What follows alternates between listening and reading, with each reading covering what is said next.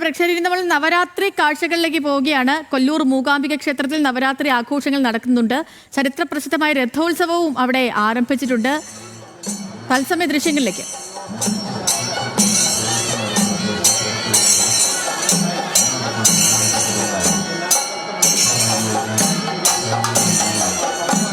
തയ്യാറായി നിൽക്കുന്ന രഥം കാണാം. ഭക്ത ജനങ്ങളെ നമുക്ക് കാണാം. വലിയ തിരക്കാണ്. ഈ നവരാത്രി ദിനമാകുമ്പോൾ കൊല്ലൂർ മൂകാംബിക ക്ഷേത്രത്തിലെ തിരക്ക് പറയേണ്ടതല്ല. വാഗ്ദേവത കുടികൊള്ളുന്ന ക്ഷേത്രമാണ്. അതുകൊണ്ട് തന്നെ എല്ലാ ദിവസവും ഈ കുഞ്ഞുങ്ങൾക്ക് ആദ്യാക്ഷരം കുറിക്കുന്ന ഏക ക്ഷേത്രവുമാണ് കൊല്ലൂർ മൂകാംബിക. നാളെ വിദ്യാരംഭ ചടങ്ങിനൊക്കെ മുന്നോടിയായി ചരിത്ര പ്രസിദ്ധമായ വില്ല് രഥം വലിക്കുന്ന ചടങ്ങ് അതാണ് ഈ കണ്ടുകൊണ്ടിരിക്കുന്നത്. സരീഷ് പി കെ ഉണ്ട് ക്ഷേത്രത്തിൽ നിന്ന്. സരീഷ്, വിവരങ്ങൾ പറയാം. രഥോത്സവം തുടങ്ങി, കാണാം, രഥയാത്ര കാണാം.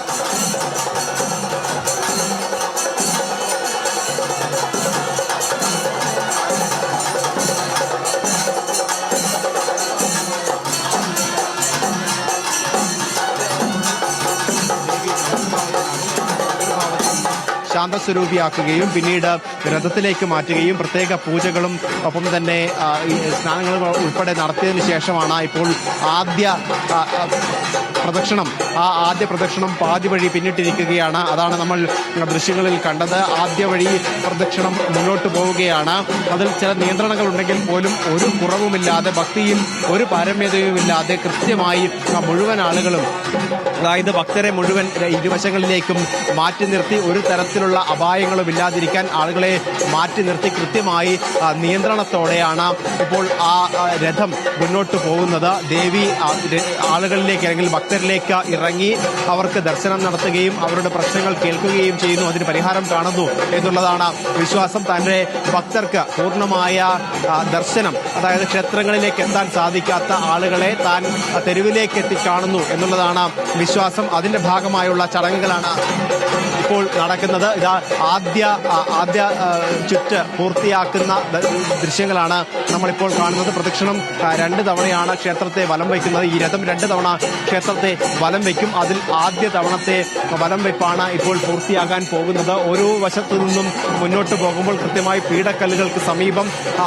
നിൽക്കുകയും അവിടെ പ്രത്യേക പൂജകൾ നടക്കുകയും ചെയ്യും. അതിനുശേഷമാണ് മുന്നോട്ട് പോകുന്നത്. കഴിഞ്ഞ ശീവേലി സമയത്ത് ഇത്തരത്തിൽ ഓരോ സ്ഥലത്തും പ്രത്യേകം അതായത് ഭൂതഗണങ്ങൾക്കും ഒപ്പം തന്നെ മറ്റ് പരദേവതകൾക്കുമൊക്കെ പ്രത്യേകം പൂജകളും വഴിപാടുകളും ഒക്കെ ഉണ്ട്. അത്തരത്തിൽ ഈ പ്രദക്ഷിണം മുന്നോട്ട് പോകുന്ന വഴിയിൽ ഓരോ സ്ഥലത്തും കൃത്യമായി നിർത്തുകയും ആ പരദേവതകൾക്ക് മുന്നിൽ നിർത്തുകയും അതിനുശേഷം വീണ്ടും മുന്നോട്ട് പോവുകയും ചെയ്യുന്ന ഒരു സാഹചര്യമാണ് ഉള്ളത്. അതുതന്നെയാണ് ചടങ്ങിന്റെ ഭാഗമായുള്ള കാര്യങ്ങളാണ് ഇപ്പോൾ നടക്കുന്നത്. അതോടൊപ്പം തന്നെ നേരത്തെ പറഞ്ഞതുപോലെ നിയന്ത്രണങ്ങളുണ്ട്. കാരണം രഥം നമ്മൾ ദൃശ്യങ്ങളിൽ കാണുന്നത് പോലെ രഥം വലിയ ഭാരമേറിയ ഒന്നാണ്. പുഷ്പാലങ്കൃതമായ രഥമാണെങ്കിൽ പോലും അതിന്റെ നിയന്ത്രണം, പ്രത്യേകിച്ച് ഈ കമ്പ ഉപയോഗിച്ച് ഭക്തർ തന്നെയാണ് ആ രഥം വലിക്കുന്നത്. ഇടുങ്ങിയ വഴിയായതുകൊണ്ട് തന്നെ മുന്നോട്ട് കൊണ്ടുപോകുമ്പോൾ ചില അപകടങ്ങൾ ഉണ്ടാകാൻ സാധ്യതയുണ്ട്. മുൻപ് പല സ്ഥലങ്ങളിലും സമാനമായ സാഹചര്യങ്ങളൊക്കെ ഉണ്ടായിരുന്നു. അപകടത്തിൽപ്പെടുകയും ഒക്കെ ചെയ്യുന്ന സാഹചര്യങ്ങൾ ഉണ്ടായിരുന്നു. അതുകൊണ്ട് തന്നെ ആളുകളെ മാറ്റിക്കൊണ്ട് കൃത്യമായ നിയന്ത്രണങ്ങൾ പാലിച്ചുകൊണ്ട് രഥം മുന്നോട്ട് വരുന്നത്, അല്ലെങ്കിൽ രഥവും ഈ കയറും തമ്മിൽ, വടവും തമ്മിൽ നിശ്ചിത അകലം പാലിച്ചുകൊണ്ടാണ് ഇപ്പോൾ ആളുകൾ വലിച്ചു കൊണ്ടുപോകുന്നത്. അമ്മേ നാരായണ എന്ന ശബ്ദം മാത്രമാണ് അവിടെ നിന്നും കേൾക്കാനാകുന്നത്. നമുക്ക് ദൃശ്യങ്ങളിൽ കാണാം. ആദ്യത്തെ ഒരു പ്രദക്ഷിണം പൂർത്തിയാക്കുന്നതാണ് നമ്മളിപ്പോൾ ദൃശ്യങ്ങളിൽ കാണുന്നത്. എല്ലാവരും അമ്മയുടെ ഭാഗത്തേക്ക്, അല്ലെങ്കിൽ ആ രഥത്തിന്റെ ഭാഗത്തേക്ക് എത്തുന്നു.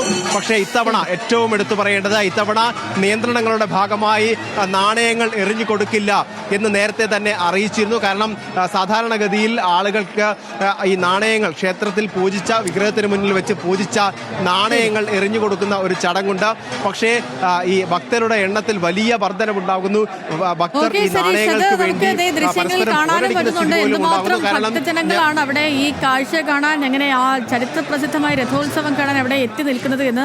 മാത്രമല്ല ഇപ്പോൾ ചെറിയ മഴയുണ്ടെന്ന് തോന്നുന്നു അവിടെ. അപ്പോൾ ആ മഴയൊക്കെ അതിനൊന്നും വകവയ്ക്കാതെ തന്നെയാണ് ഈ ഭക്തജനങ്ങൾ മുഴുവൻ ആ ചരിത്ര പ്രസിദ്ധമായ രഥോത്സവം കാണാനും അത് ദർശിക്കാനും ഒക്കെയായി അവിടെ എത്തിയിട്ടുള്ളത്. നോക്കൂ, എന്ത് തിരക്കാണ് നമ്മുടെ ക്ഷേത്രത്തിൽ. അപ്പോൾ നവരാത്രി ഉത്സവത്തിൻ്റെ ഭാഗമായിട്ടുള്ള പൂജകളും അവിടത്തുള്ള കാഴ്ചകളും മൂകാംബികയിൽ നിന്നുള്ള കാഴ്ചകളുമാണ് പ്രേക്ഷകർ കണ്ടത്.